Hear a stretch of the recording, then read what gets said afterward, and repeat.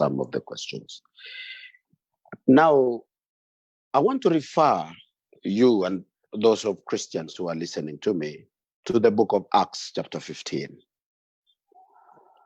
Chapter 15 talks about a conference in Jerusalem, which was presided over by James, the half-brother of Jesus.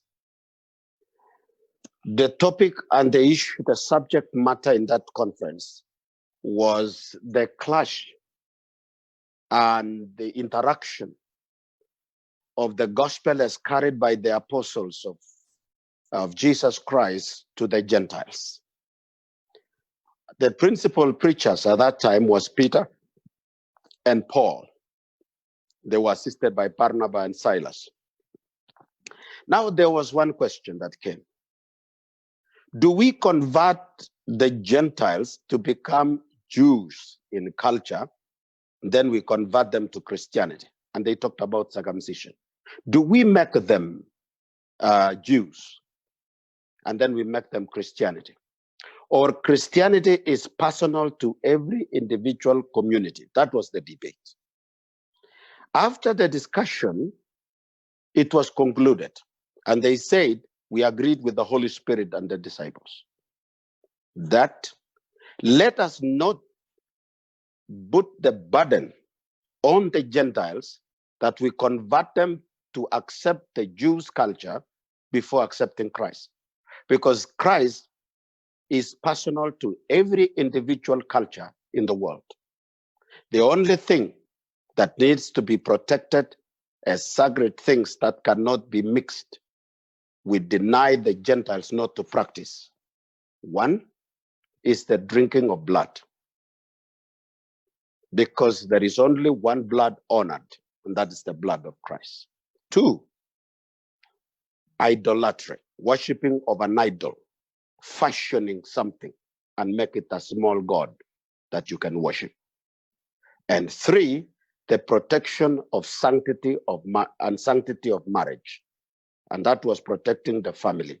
Let us advise the communities that are receiving the gospel of Christ that the irreducible minimum is adultery, cannot be allowed. So the three of them become the issues that were prohibited by the Christian faith. Anything else, which was cultural practices by the people. And I want to give you three examples. One, have you ever known that during the marriage processes, the cultural marital processes is complete in itself?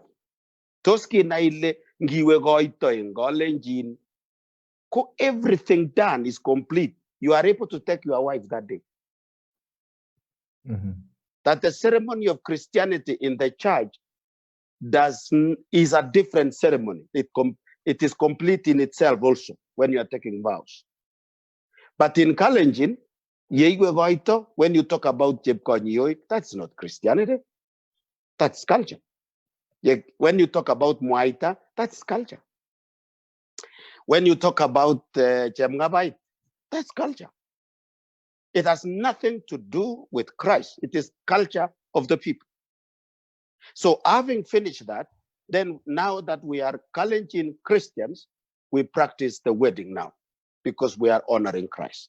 That is number one. Number two, the issue of rite of passage. When Europeans came, one of the things that was conquered is how we initiate our children into adulthood. Society of Kalenjin is regimental. We are planned according to generations, age sets. That is community. It is traditional, it's culture. Why was it wrong?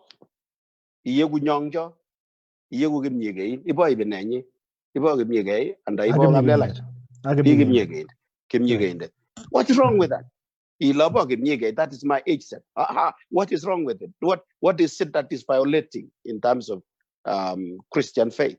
This is what Paul said. When you reach Rome, stay like the Romans.